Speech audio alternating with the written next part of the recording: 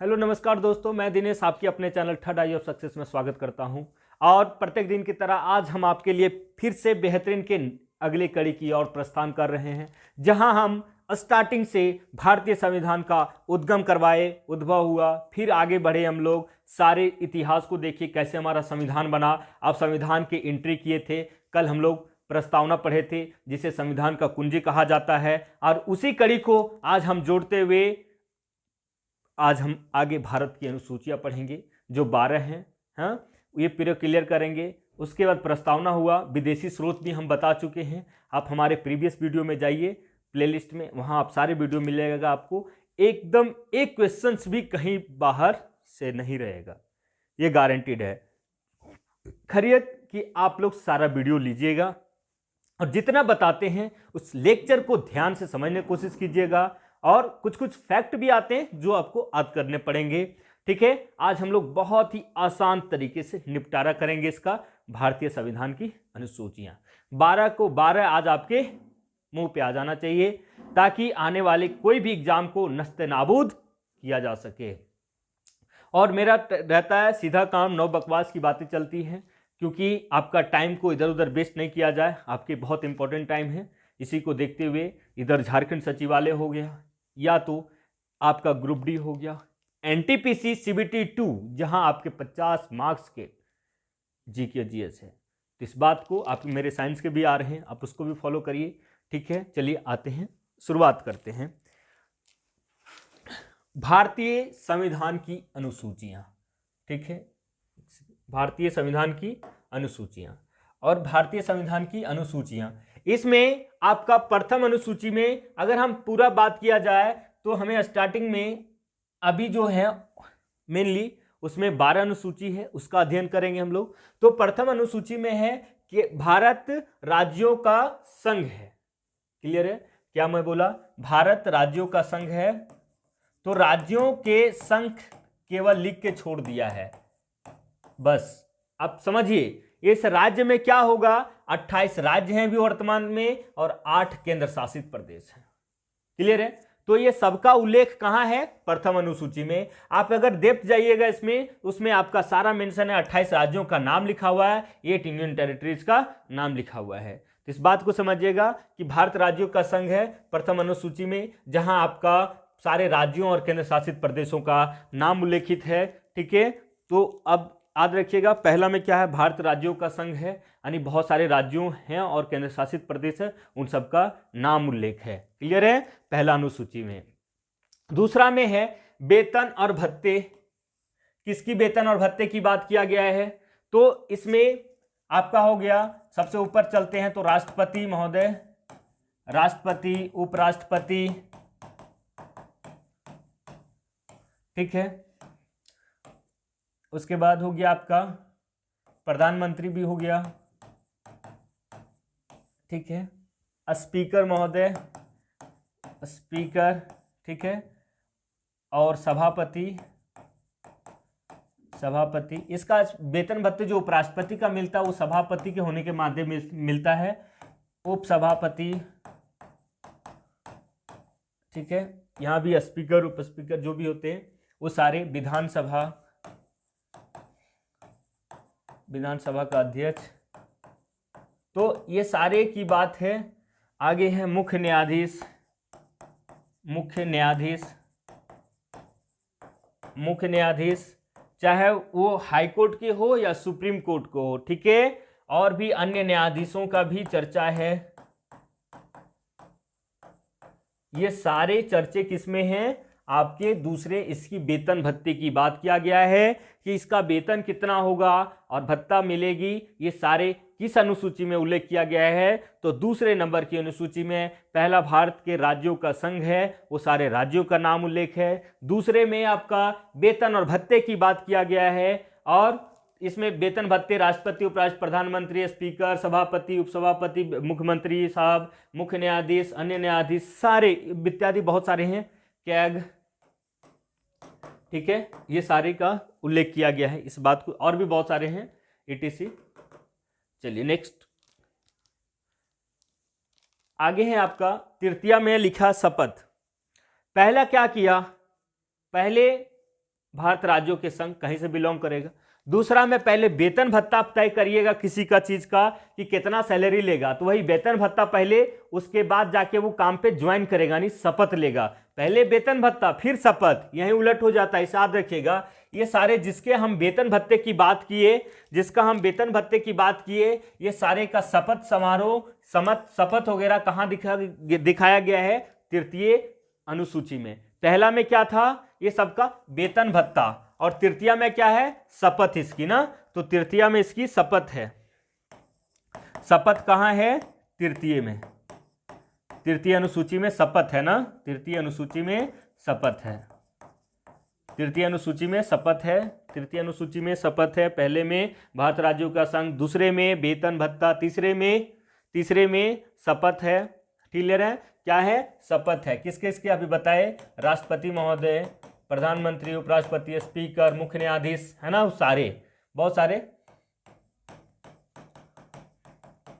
उपराष्ट्रपति, मुख्य न्यायाधीश, सीजीआई, मुख्य न्यायाधीश, मुख्य न्यायाधीश, अन्य न्यायाधीशें भी हो गया, हाई कोर्ट के मुख्य न्यायाधीश हो गए, ठीक है, हाई कोर्ट के भी मुख्य न्यायाधीश, हाई कोर्ट के भी मुख्य न्यायाधीश हो गए। क्लियर है? ऐसे करके सबके क्या है, वहां शपथ समारोह है। कैग का भी शपथ समारोह, ये सारे का क्या हो गया? शपथ समारोह। स्पीकर महोदय, जितना भी वहां लिखे थे सारे का ना, इस बात को ध्यान रखिएगा। मुख्यमंत्री हो गया, राज्यपाल हो गया, राज्यपाल महोदय, तो इस बात को वहां भी राज्यपाल होगा। ये सारे का क्या है? शपथ समारोह है। पहले भारत राज्यों का संघ, दूसरा वेतन भत्ता, तीसरा में भी शपथ, चौथा में है राज्यसभा में सीटों का आवंटन। राज्यसभा में सीटों का आवंटन, यानी राज्यसभा में सीटों का आवंटन मतलब कहाँ, किस क्षेत्र को? एसटी एससी एरिया, मतलब इसमें केवल राज्यसभा में सीटों का बंटवारा है कि किस राज्य को कितना सीट देना चाहिए अकॉर्डिंग टू पॉपुलेशन, है ना, जनसंख्या के हिसाब से। तो इसमें उल्लेख कहाँ है आपका? चौथे अनुसूची में। पांचवा में है एससी और एसटी, ठीक है, एससी और एसटी के सीटों का उल्लेख है राज्यसभा में ना, राज्यसभा में सीटों का उल्लेख है। क्लियर है? सीटों का उल्लेख। बहुत छोटे समय में हम आपको अच्छा चीज देके जा रहे हैं, इसलिए ध्यान रखिएगा। पहला में क्या था? भारत राज्यों का संघ, दूसरे में वेतन भत्ता, तीसरे में शपथ, चौथे में आपका हो गया राज्यसभा जो सीटों का आवंटन है, और पांचवा में एसटी और एससी एरिया क्षेत्र ना, एसटी एससी एरिया क्षेत्र की बात किया गया है कि कहां कितना सीट क्या हो जाएगा। राज्यसभा में जो एसटी एससी का एरिया है उसको निर्वाचन क्षेत्र को किया गया। तो आप मान लिएगा केवल क्षेत्र, एसटी और एससी का क्षेत्र का उल्लेख किया गया है। अब वो सीट कहां से चुनाव लड़ेगा, कहां से एसटी रहेगा और एससी रहेगा, इसकी बात ही चर्चा किया गया है पांचवी अनुसूची में। छठा की बात करें तो इसमें विशेष राज्य का दर्जा दिया गया है एटीएम को। किसको? एटीएम। क्या लिखे सर? एटीएम। एटीएम मतलब होता है ए से असम, असम, असम हो गया, आगे टी से त्रिपुरा हो गया, त्रिपुरा, और एम से मिजोरम, मिजोरम, और मेघालय। ये विशेष राज्य दर्जा दिया गया, इस सबको स्पेशलिस्ट किया गया है और पूछा जाता है। ये आपके ऑप्शन में 3 दे दिए जाएंगे, चौथा पूछा जाएगा कि कौन विशेष राज्य का दर्जा प्राप्त नहीं है, यानी छठी अनुसूची क्षेत्र के अंदर कौन नहीं आता है। तुम्हें पता रहेगा एटीएम, एटीएम से असम, त्रिपुरा, मिजोरम, मेघालय, असम, त्रिपुरा, मिजोरम, मेघालय, असम, त्रिपुरा, मिजोरम और मेघालय को विशेष राज्य की दर्जा प्राप्त किया गया है, दिया गया है। इसमें यह उल्लेख है छठी अनुसूची में, ये ध्यान दीजिएगा आप लोग। उम्मीद करते हैं समझ रहे होंगे। एटीएम से क्या हुआ? असम, त्रिपुरा, मिजोरम, मेघालय। चलिए नेक्स्ट बात करते हैं हम लोग। आपका था 7वां अनुसूची, जहां केंद्र और राज्यों के बीच शक्ति का बंटवारा। अब शक्ति का बंटवारा कैसे हुआ, ध्यान से समझिएगा। केंद्र और राज्य सरकार के बीच में कड़ियों पे काम करता है, उसको समझने की कोशिश करेंगे। 7वीं अनुसूची, तो इसमें एक जो पहला है संघ सूची,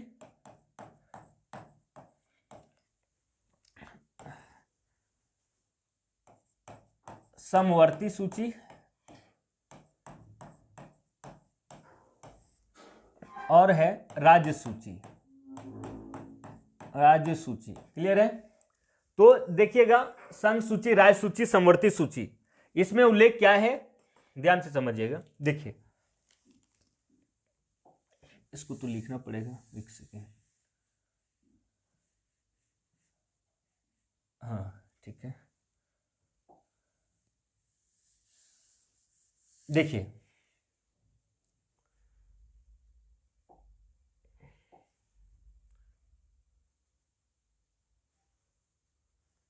एक सेकेंड, हाँ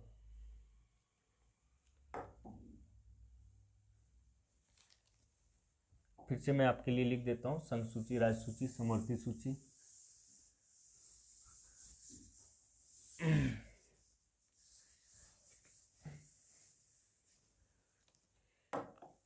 पहला इधर से थोड़ा शिफ्ट करेंगे, क्या थोड़ा लिखना पड़ेगा ज़्यादा। संघ सूची, समवर्ती सूची, समवर्ती सूची जो ऑस्ट्रेलिया से लिया गया है, कल आप लोग मेरा क्लास लिए होंगे तो पता चला होगा। और यहाँ है राज्य सूची।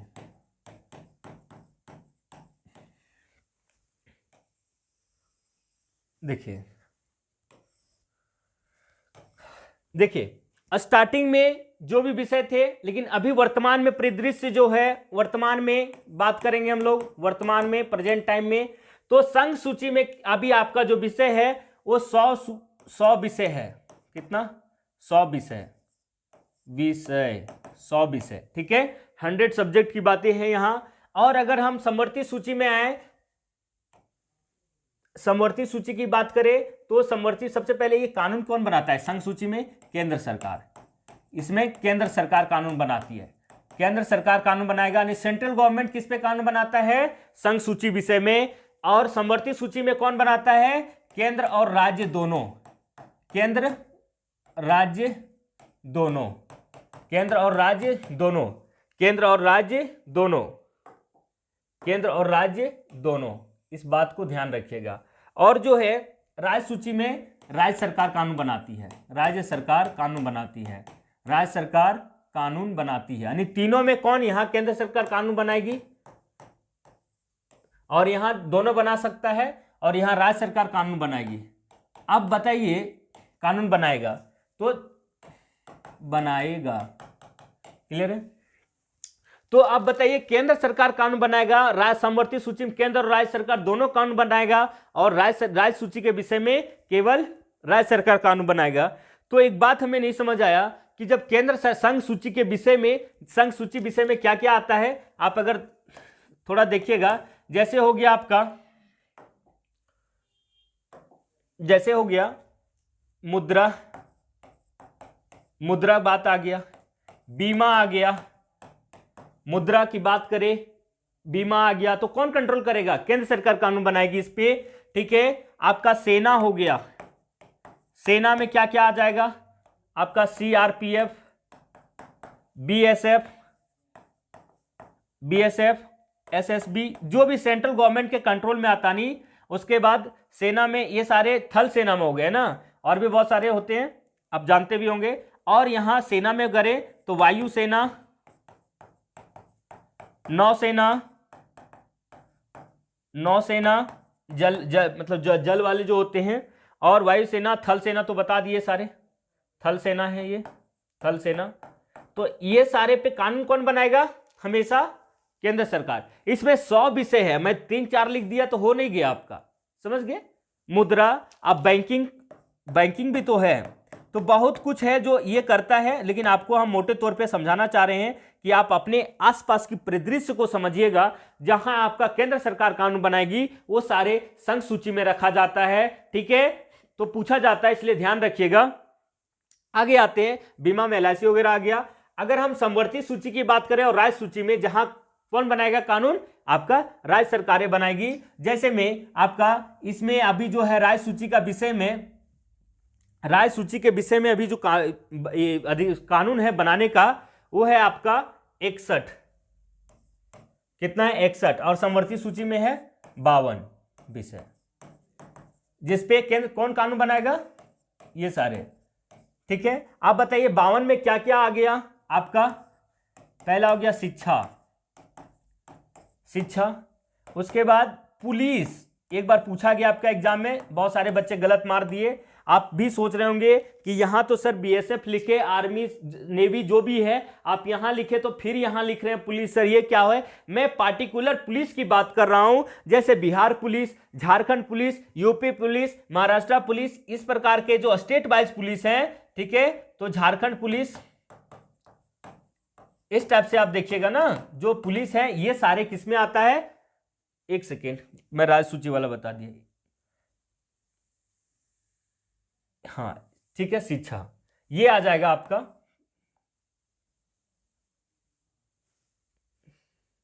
ठीक है, देखिए इसमें जो होगा, इसमें आ जाएगा पुलिस,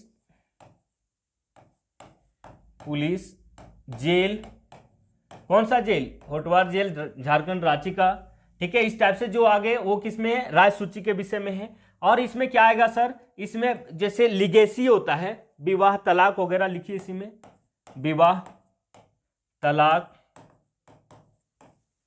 लिगेसी जिसको समझते हैं बपोती संपत्ति जिसको कहा जाता है, लिगेसी यानी पैतृक संपत्ति, पैतृक संपत्ति। इस पे भी कानून कौन बना सकता है? दोनों बना सकता है, राज्य सरकार और केंद्र सरकार दोनों बना सकता है। तो ये सारे विषय जो हैं क्या किसमें आ गया? समवर्ती सूची में आ गया। अगर हम बात करें इसमें और भी, तो जिला जो राज्य सूची का विषय है, आप समझ रहे होंगे राज्य सरकार में क्या क्या देखते हैं सामने। स्थानीय स्वशासन, स्थानीय स्वशासन की बात करें तो थोड़ा इधर घिसका देते हैं इसको,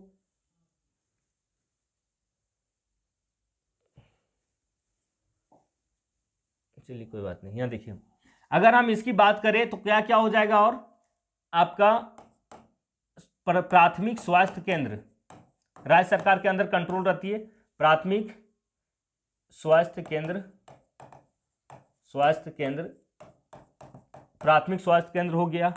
आगे प्राथमिक विद्यालय हो गया, प्राथमिक विद्यालय हो गया, केवल प्राथमिक विद्यालय, बाकी ऊपर वाले क्या है? ये आपका राज्य सूची के विषय में आ जाएगा।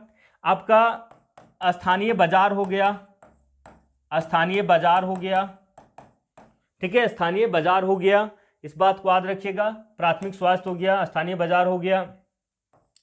और मुर्गी पालन, मछली पालन, मुर्गी पालन, मछली पालन, मछली पालन, कुटीर उद्योग, छोटा छोटा धंधा शुरू करते हैं, कुटीर उद्योग, ये सारे राज्य सूची के अंदर विषय में आगे, ये सारे अंदर, ठीक है। बहुत सारे विषय हैं, टोटल बताई दिए 61 विषय हैं, और ये सारे किसमें आगे? समवर्ती सूची में। अब एक चीज रह गया बातें कि अगर हमें केंद्र सरकार और राज्य सरकार शिक्षा पे कानून बना सकती है, लेकिन हायर सेकेंडरी एग्जाम के लिए, मतलब 12th लेवल के उस सब के लिए कौन समवर्ती सूची में देखा जाता है इस विषय को। तो अगर मान लेते हैं शिक्षा पे ही कोई कानून बनाता है, विवाह पे अभी बनाया कि उम्र होना चाहिए कम से कम, जो महिलाएं होती हैं यानी गर्ल्स का, वो 21 साल होनी चाहिए कम से कम, विवाह का उम्र तय किया गया।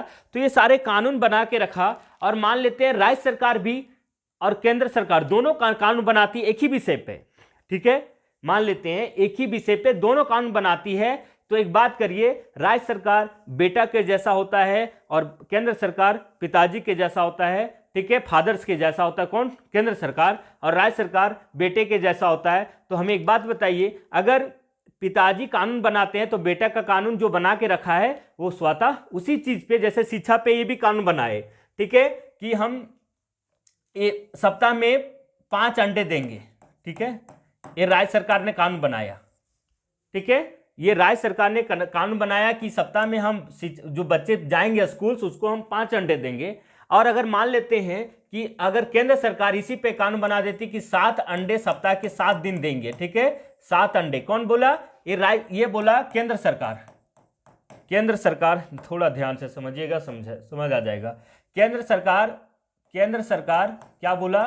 केंद्र सरकार बोला कि हम 7 अंडे देंगे, और राज्य सरकार आपकी बोली थी कि हम 5 अंडे देंगे, राज्य सरकार। तो इंप्लीमेंट किसका होगा? तो इंप्लीमेंट हो जाएगा आपका केंद्र सरकार वाला, इसका कानून स्वतः खत्म हो जाएगा। तो समझ गए होंगे, समवर्ती सूची पे दोनों कानून बना सकता है, लेकिन हमेशा पिताजी को तवज्जो दिया जाएगा, बेटा का उसमें कोई रोल नहीं रहेगा। तो बात यह हो गया कि जो बात बोलेगा उस बात पे ध्यान देना है कि क्या पूछा जा रहा है। तो ये सारे हमारे परिदृश्य थे जहां आपके एग्जाम में क्वेश्चन बन जाता है और केंद्र का और राज्य के बीच शक्ति का बंटवारा हो जाता है। किसमें? 7वीं अनुसूची में। ठीक है, 7वीं अनुसूची में। क्लियर हुआ? चलिए, ये 7वीं अनुसूची भी हमने बताया, तो इस ध्यान दीजिएगा। ठीक है, चलिए आते हैं नेक्स्ट पे। आगे है भाषा। 8वीं अनुसूची में भाषा का प्रयोग किया गया है। तो 8वीं अनुसूची में राजभाषा का प्रयोग है, जो अनुच्छेद 343 में है। आपको हम बताएंगे जब पढ़ाएंगे अनुच्छेद। तो राजभाषा जो उल्लेख है ये 8वीं अनुसूची में है। तो अभी जो वर्तमान में राजभाषा की टोटल संख्या है वो 22 है।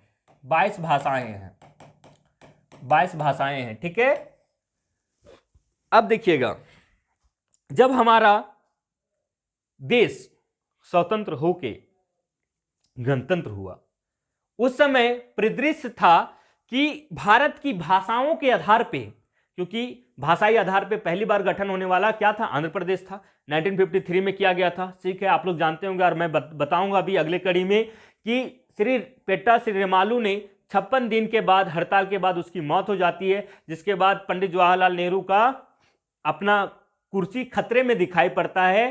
तो वो क्या करते हैं? तुरंत से दौड़े जाते हैं और आंध्र प्रदेश की बातों को मान लिया जाता है और उसी समय एक पेपर पे साइन करते हैं कि हम आपको भाषाई आधार पे एक अलग राज्य का गठन करेंगे। तो 1953 में तो ये भरबली बोल दिया ऐसे लिखित, लेकिन उस पर कानून बैठा था, एक सहयोग बैठा था जो कानून बनाया, एक विधि तैयार किया गया, फिर जिसके तहत 1956 में भाषाई आधार पे कानूनन रूप से आंध्र प्रदेश को एक भाषाई आधार पे गठित होने वाला पहला राज्य बना। ठीक है, तो ये भाषाई आधार पे गठन हुआ था पहली बार, कौन? आंध्र प्रदेश। उसी समय से जब सारे देश अब बंटने लगे, जैसे तमिलनाडु तमिल बोलता था, आंध्र प्रदेश वाले मलयालम बोलते थे, कर्नाटक कन्नड़ बोलता था, आपका गुजरात वाले गुजराती बोलते थे, महाराष्ट्र वाले मराठी बोलते थे। अब यहाँ बातें बहुत फैल गई कि नहीं, अब उसको जब अब भाषाई आधार पे अलग करिएगा तो हमको भी करिए। अब यहां हमारा देश, गांधी जी कभी नहीं सोचते थे, तो गांधी जी की तो मौत हो गई थी। नेहरू जी भी नहीं सोचते थे कि वो एक समाजवादी थे और वो कभी भी नहीं चाहते थे कि देश का टूटना। और सरदार वल्लभ भाई पटेल जो इतनी मेहनत करके एक देश को बनाया था, वो तो टूटना नहीं देने चाहते थे। लेकिन फिर भी जब ऐसे जिद पे अड़ गए तो फिर भाषाई आधार पे गठन हुआ। और भाषाई आधार पे जब गठन हुआ, उस समय पहला तो था आंध्र प्रदेश। आंध्र प्रदेश, ठीक है, उसी पे क्या कर दिया गया? बोला गया कि सारे देश भाषाई आधार पे होगा, भाषाई आधार पे। ठीक है, तो भाषाई आधार पे बनाया गया। तो उसमें से देखिएगा, ध्यान से समझिएगा, 14 राज्य बने और 6 केंद्र शासित प्रदेश। कब की बात बता रहा हूं मैं? जब गणतंत्र हो गया था भारत देश, तो उसके बाद की बात है ना। तो उस समय 14 राज्य बने और 6 केंद्र शासित प्रदेश। केंद्र शासित प्रदेश, ध्यान से समझिएगा, कितना बने? 6 केंद्र शासित प्रदेश बने और 14 राज्य का गठन किया गया। और ये 14 था, 14 भाषाई राज्य था, 14 भाषाई राज्य था।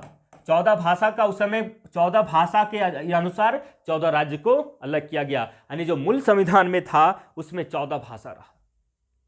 फिर कैसे कैसे जुड़ते हुए अभी जो वर्तमान का परिदृश्य है वो आपका 22 है। अभी आपके सामने मैं सारे लिख दूंगा, आप ध्यान से समझिएगा थोड़ा सा। ठीक है, सबसे पहले आपका 21वां संवैधानिक संशोधन हुआ। कितना? 21वां संवैधानिक संशोधन। 21वां संवैधानिक संशोधन 21वां संवैधानिक संशोधन 1967, जहां आपको सबसे पहले क्या भाषा जोड़ा गया था? सिंधी भाषा जोड़ा गया था। ये आप समझ गए होंगे, इसको आप मिटा देते हैं। अच्छा कोई बात नहीं, यहां लिख लेते हैं। आपका कौन सा लैंग्वेज हो गया? सिंधी। सिंधी भाषा को कब जोड़ा गया? 21वां संवैधानिक संशोधन 1967 ईस्वी को क्या जोड़ा गया? सिंधी भाषा को जोड़ा गया। फिर देखिएगा, आपका होता है 71वां संवैधानिक संशोधन। ठीक है, 71वां संवैधानिक संशोधन होता है, जिसमें आपका जोड़ा जो जाता है 1992 में। ठीक है, इसमें जो जोड़ा जाता है नमक, क्या बोल रहे हैं सर, नमक हमें तो समझ नहीं आया, कोई बात नहीं मैं समझा रहा हूं। आपका हो जाएगा नेपाली, मणिपुरी, नेपाली मणिपुरी और का से कोंकणी। कोंकणी, कोंकणी आपका गोवा की भाषा हो गई, गोवा। मणिपुरी से आप मणिपुर समझ रहे होंगे, मणिपुर। ठीक है, नेपाली से आपका सिक्किम भूटान वाले, सिक्किम वाले एरिया में हो गया था कुछ। ठीक है, कुछ सिक्किम में बोला जाता है, ये मिक्स है लगभग। ठीक है, ये मिक्स है। तो आपका ये 3 हो गया और एक 4 हो गया। तो ठीक है, 14 4 कितना हो गया, 18 भाषा हम आपके सामने लिख चुके हैं। ठीक है, आगे देखते हैं। आपका क्या फिर से बोले, आपका 71वां संविधान सभा 1992 में कौन सा जोड़ा गया, नमक। नेपाली मणिपुरी कोंकणी, नेपाली मणिपुरी कोंकणी, नेपाली मणिपुरी कोंकणी पूछा जाता है, इसलिए हर बातों को ध्यान से समझिएगा। 71वां संवैधानिक संशोधन, उसके बाद एक जो जोड़ा गया 52वां संवैधानिक संशोधन। संवैधानिक संशोधन ध्यान से, कब, 2003 में। ये बढ़ेगा, देखता हूं।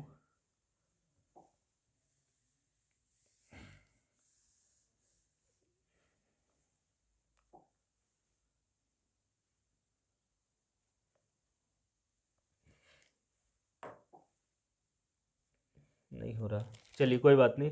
यहां देखिए, यहां आप लोग ध्यान से समझिएगा। देखिए 52वां संवैधानिक संशोधन आपका 2003 में, ध्यान से समझिएगा। 3 का विधेयक है, 4 में भाषा बना था, ये ध्यान रखिएगा। तो किसमें क्या था आपका, बोर्ड मास, बोर्ड मास, बदमाश नहीं, बोर्ड मास समझिएगा। ये बोर्ड मास क्या होता है, ये बी है, बहुत बड़ा दिख रहा है क्या बी, यस मैं छोटा कर दिया, इसको तो ऊपर लिख सकते हैं ना। देखिए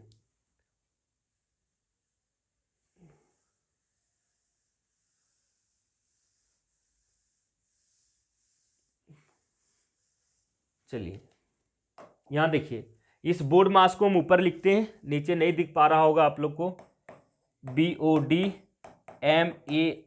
ठीक है, इस बोर्ड मास को हम यहां लिखते हैं, BODMAS।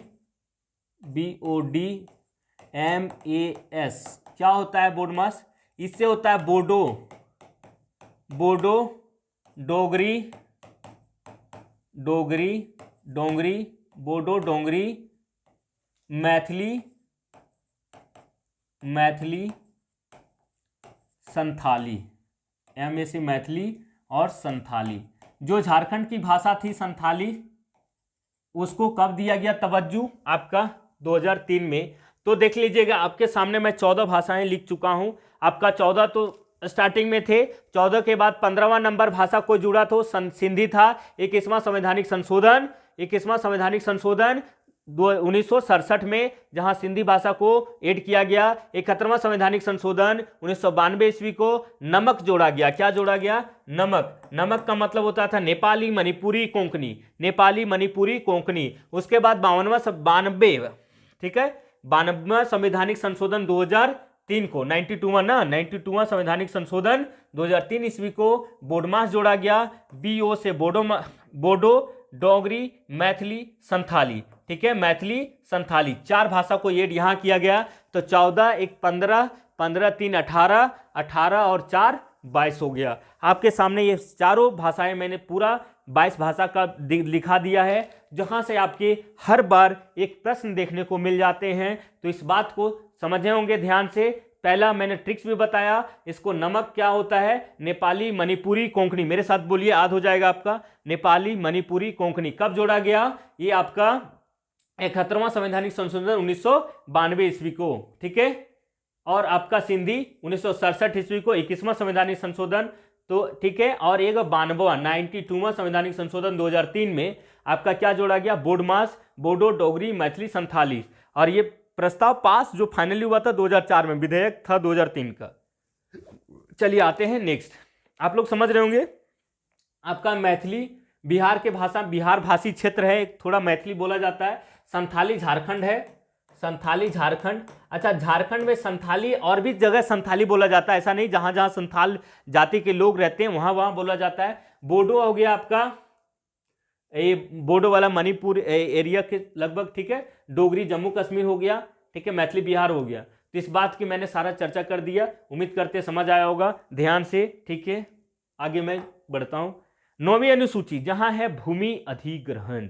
सबसे पहले भूमि से संबंधित हमारा जो 8 अनुसूची बताया वो हमारे मूल संविधान में थे। कहां थे? मूल संविधान में 8 अनुसूची था। अब ये 9वां जो हुआ है ये प्रारंभ हुआ एक्स्ट्रा, इसको अमेंडमेंट के साथ जोड़ा गया, ठीक है। तो प्रथम संवैधानिक संशोधन होता था जहां इसको 9वीं अनुसूची को भूमि अधिग्रहण को जोड़ा गया। भूमि को अधिग्रहण, भूमि पे कोई सूची में नहीं रखा गया था, वहां इसको 9वीं अनुसूची में ऐड किया गया, भूमि अधिग्रहण, ठीक है। 10वां में अगर बोले तो ये आपका दल बदल कानून, 52वां संवैधानिक संशोधन, संवैधानिक संशोधन, 52वां संवैधानिक संशोधन 1985 ईस्वी को, ठीक है। 1985 ईस्वी को दिख रहा होगा, 1985 दिख रहा होगा, ठीक है। चलिए 1985 ईस्वी को क्या ऐड किया गया? दल बदल कानून। दल बदल कानून कब बनाया गया? 52वां संवैधानिक संशोधन 1985 ईस्वी को। ध्यान से समझिएगा, इसका जरूरत क्यों आन पड़ा, इसका जरूरत क्यों आन पड़ा। और अगर हम इसकी भी बात कर लें, इसका भूमि अधिग्रहण की इसकी आन जरूरत क्यों पड़ा, तो इसके पीछे था क्योंकि भारत जब गणतंत्र हुआ था तो जमीन किसी का कहां हो गया था। तो कानून बनाया गया इस पे कि भूमि अधिग्रहण, जिसकी जमीन जिस पे उसके बाद पट्टा चलना शुरू हो गया था और गवर्नमेंट इस पे टैक्सेशन वगैरह शुरुआत की थी, म्यूटेशन वगैरह, तो ये आपका भूमि अधिग्रहण बहुत जरूरी था जिसके कारण शुरू किया गया था। और ये क्यों आन पड़ी जरूरत? दल बदल कानून। तो एक समय की बात है जब 1985 में और 1977 में भी देखे होंगे, जब इंदिरा गांधी इमरजेंसी लगाती है सशस्त्र विद्रोह का हंगामा हवाला देते हुए, तो होता क्या था कि कोई पार्टी, आज यहां समझने की कोशिश कीजिएगा थोड़ा सा, आज बीजेपी में है, मैं अभी परिदृश्य हूं, उस समय का परिदृश्य कुछ दूसरा था, अभी का मैं एग्जांपल एक समझा रहा हूं आपको, और यहां कांग्रेस है, कांग्रेस, ठीक है। तो एक नेता कोई बीजेपी से जीत के आया, कोई लीडर बीजेपी से जीत के आया और क्या करता था, वो आपका तुरंत से क्या कर देता था कि उसको अच्छा यहां नहीं लगा बीजेपी, और पता चलता कि पैसा दिया चाहे किसी भी तरह से, तो चुनाव तो जीता बीजेपी से, लेकिन वो किस में चला जाता था? कांग्रेस में। क्लियर है? और कभी मन किया फिर कांग्रेस में गया, 2-4 दिन रहा, फिर वहां उसको अच्छी नहीं लगा तो फिर क्या हो जाएगा, फिर इसमें आ जाता था। अच्छा, ये तो घर क्या बना रखा था, आज इस पार्टी को छोड़ के उस पार्टी में जाना, उस पार्टी से फिर इस पार्टी में आना, यानी ऐसा बहुत पूरे देश में देखा जा रहा था। तो बोला नहीं, इसको रोकथाम के लिए एक बिल लाना पड़ेगा, जो 52वां संवैधानिक संशोधन 1985 में लेकर आया, जिसका नाम था दल बदल कानून। क्लियर हुआ? अब अगर कोई पार्टी चेंज कर सकते हैं, लेकिन कानून है, उसके उस सारे क्राइटेरिया को फुलफिल करिएगा तब जा सकते हैं।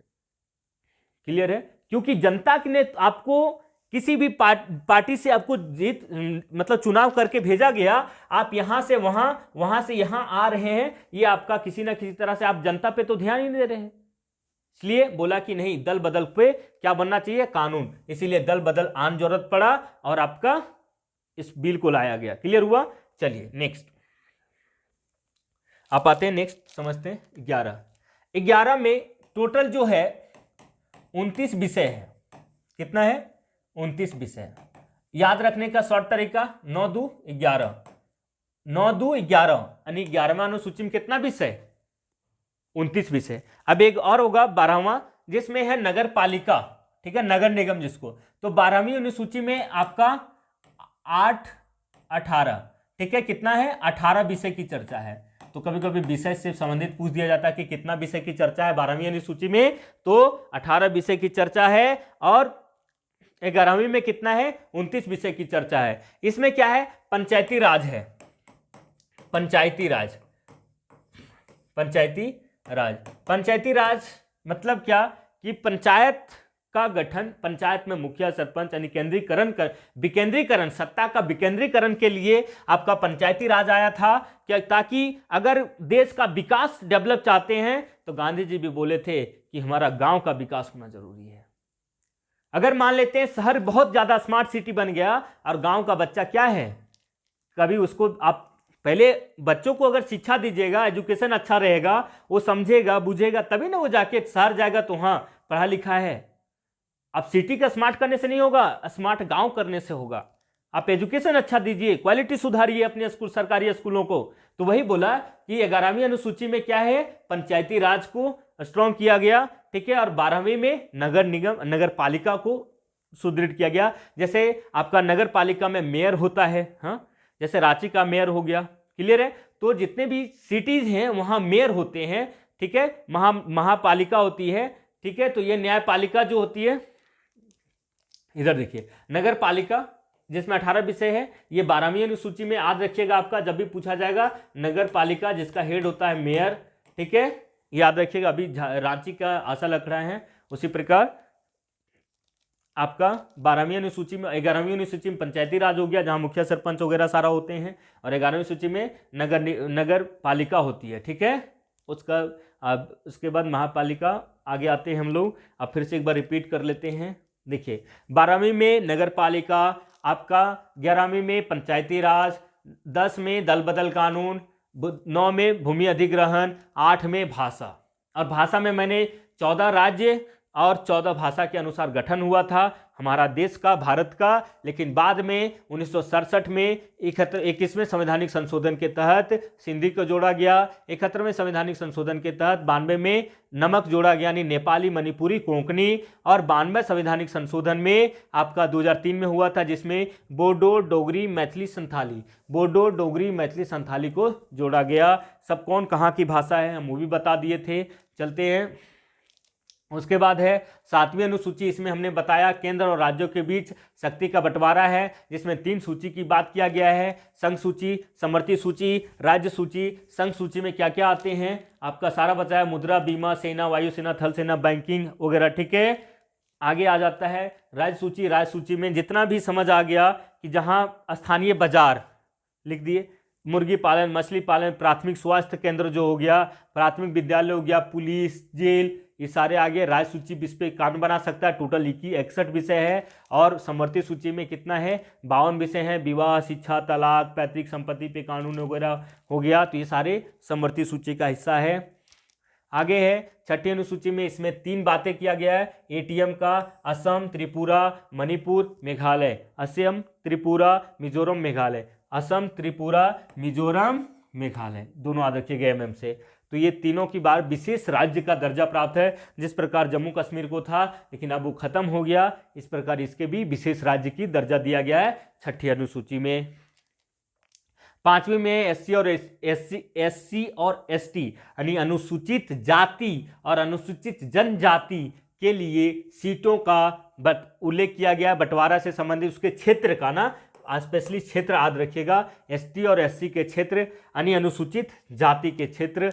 आगे है राज्यसभा में सीटों का आवंटन होगा, सीटों का खाली यहाँ नंबर बताया गया, वहाँ क्षेत्र बताया गया, ठीक है, याद रखिएगा। नेक्स्ट है 3य में शपथ है, 2रा में वेतन भत्ता है, 1ला में भारत राज्यों का संघ है। और यही आज का मेरा सारा भारत की अनुसूचियां 12 के 12 कंप्लीट करवाए हैं हमने, ठीक है। कुछ ट्रिक्स भी बताए हैं ताकि आपको याद रहे, सीधा सीधा क्वेश्चन पूछ लिया जाता है। उम्मीद करते हैं आपको समझ आया होगा और अपने दोस्तों यारों को शेयर करें और अच्छे से ईमानदारी से क्लास लें।